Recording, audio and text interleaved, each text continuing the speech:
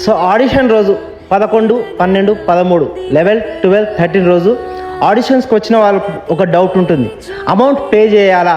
So మీకు ఆ doubt అవసరం లేదండి. ఆడిషన్స్ రోజు ఎలాంటి అమౌంట్ పే చేయాల్సిన అవసరం లేదు. ఇంట్రెస్ట్ ఉన్న వాళ్ళు ఎవరైతే ఉన్నారో ఆడిషన్స్కి అయితే వచ్చేసేయండి. ఆడిషన్స్ ఎక్కడ అంటే మన హైదరాబాద్ కాచిగూడలోనే.